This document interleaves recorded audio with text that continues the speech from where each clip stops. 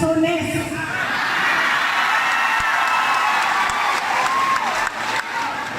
Magpadala ka kahon-kahon.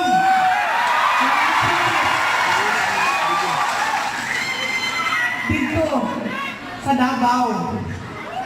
Kaya ba mo nga ang Lanzones nga giniabot sa balay ni President Duterte, hindi pa sakay balik o aeroplano gihatod sa inyong airport balik?